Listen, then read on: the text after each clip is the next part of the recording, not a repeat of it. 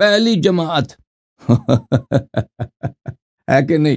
نماز تراویح سرے سے کوئی نماز ہی نہیں. Thank you sir. اللہ گواہ ہے کہ دنیا جہان میں دفتر حدیث میں ایک لفظ نہیں کہ رسول اللہ نے رمضان شریف میں کوئی نئی نماز پڑھی. کوئی نئی نماز نہیں پڑھی، ایک رکعت نہیں پڑھی. نیا نماز بنا لیتا. تراویح کی جو نماز ہے یہ حضرت عمر کی سنت ہے. صحابہ کو منع کر دیا تراویح پڑھنے سے، غضبناک ہوئے کیونکہ نبی تو غضبناک ہو رہے ہیں کہ کیوں آ رہے ہو. نئی نماز عمر پہ شریعت نازل ہو گئی.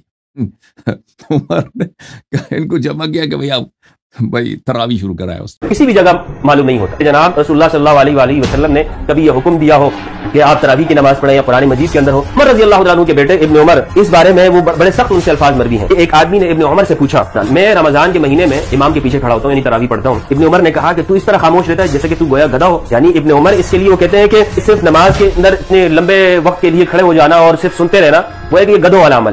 اس عمر نے بولا کہ یہ بدعت ہے، اس لیے کہ یہ پیغمبر کی سنت نہیں ہے صلی اللہ علیہ وسلم. میں نے کہا آپ تراویح کہاں سے ثابت کرو؟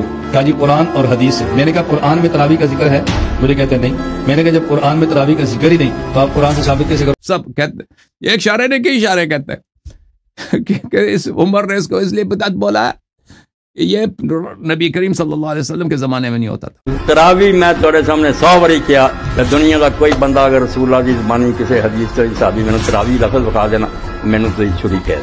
اور عمر ابو بکر کے زمانے میں نہیں ہوتا تھا. آپ نے 3 دن کی جماعت کروائی، اس کے بعد نہیں کروائی، اسلام کی مفاقت ہو گئی تو ان اٹینڈڈ رہا یہ معاملہ سیدنا ابو بکر کے دور میں. سیدنا عمر کے بھی شروع کے دور میں ان اٹینڈڈ رہا، لیکن لوگ ٹولیوں کی شکل میں اپنی جماعت مسجد میں کرواتے تھے. کہتے ہیں پچھلے پیغمبر نے کیا تھا، نبی صلی اللہ علیہ وسلم. جھوٹ کیوں بولتے ہو؟